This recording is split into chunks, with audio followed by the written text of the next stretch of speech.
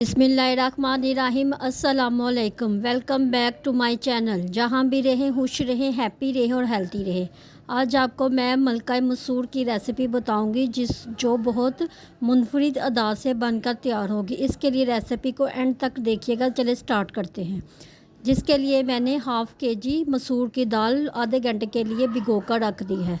ये बिल्कुल सही हो चुकी है। अब इसका मसाला तैयार करते हैं। इसके लिए मैंने आधा कप ऑयल प्रेशर में डाल दिया है और इसी के साथ एक दो तेज़पत्ता, 2-3 दालचीनी और 1 टेबलस्पून ज़ीरे का शामिल कर दिया है। इन तमाम मसालों को अच्छी तरह से मिक्स कर ले, लेकिन मसाले जलाने नहीं हैं। इसके बाद 2-3 प्याज जिनको अच्छी तरह से चॉप कर दिया है वो भी इसमें शामिल कर दें और इसको अच्छी तरह से भून लें। इतना भुने कि इसका कलर थोड़ा सा सुनहरी हो जाए और इसके बाद इसमें 1 टेबलस्पून अदरक लहसुन का शामिल कर दें। अदरक लहसुन डालने के बाद इसको 2 से 3 मिनट तक ज़रूर भुना करें ताकि इसकी स्मेल ख़त्म हो जाए। अदरक लहसुन डालने के बाद इसमें 2 टमाटर जिसको मैंने ब्लेंड कर दिया है वो भी इसमें शामिल कर दिया। अब इसमें तमाम मसाले डालें जिसमें 1 चम्मच नमक का, आधा चम्मच हल्दी का, आधा 1 चम्मच सुरख लाल मिर्च का और आधा चम्मच सूखा धनिया का शामिल कर दें। सिर्फ इसमें थोड़े से मसाले जाएंगे। इन तमाम मसालों को डालने के बाद इसमें थोड़ा सा पानी शामिल कर दें और इनको अच्छी तरह से मिक्स कर दें। जब देखें कि मसाला अच्छी तरह से बिल्कुल भून चुका है और ऑयल सेपरेट होना शुरू हो गया है तो इसमें जो दाल मैंने भिगो कर रखी थी वो शामिल कर दी है। दाल डालने के 3-4 गर्म पानी के गिलास शामिल कर दें। इससे दाल बहुत जल्दी गल जाती है और मैं 10 से 15 मिनट के लिए इसको प्रेशर लगाऊंगी। जब 10 से 15 मिनट गुजर गए तो मैंने प्रेशर को खोल दिया था और देखा था दाल बिल्कुल डन हो चुकी है। आप जिस कदर थिक चाहे अपनी मर्ज़ी के मुताबिक रख सकते हैं।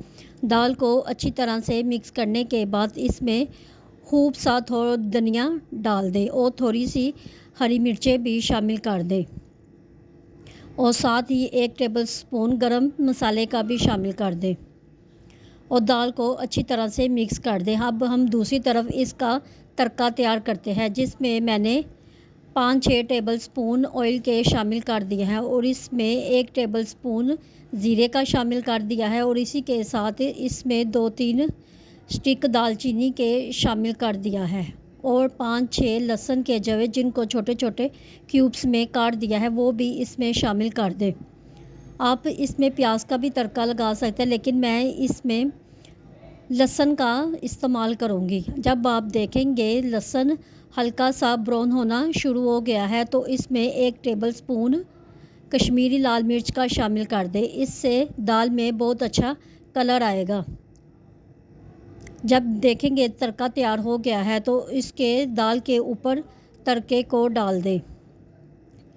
तड़का लगाने के बाद दाल को अच्छी तरह से मिक्स कर लें और बाद में भी इसके ऊपर थोड़ा सा हरा धनिया डाल दें। किस कदर क्रीमी दाल बनकर तैयार हुई है। इस तरीके से दाल आप ज़रूर बनाना, आपको ज़रूर पसंद आएगी। इसके बाद हम इसको डिश आउट करते हैं। दाल को डिश आउट करने के बाद थोड़ा सा तड़का बाकी बच गया था वो भी इसके ऊपर शामिल कर दिया है। किस कदर देखने में ये टेस्टी लग रही है, इसी कदर खाने में भी आप लोगों को अच्छी लगेगी। मैं इसको बॉयल चावल के साथ सर्व कर रही हूँ। आप इसको रोटी के साथ भी खा सकते हैं। अगर रेसिपी पसंद आए तो मेरे चैनल को सब्सक्राइब करें, लाइक करें, शेयर करें, बेल आइकन के बटन को ज़रूर प्रेस किया करें ताकि हर आने वाली वीडियो आप तक पहुंच सके। दुआओं में ज़रूर याद रखिएगा। अल्लाह हाफिज़।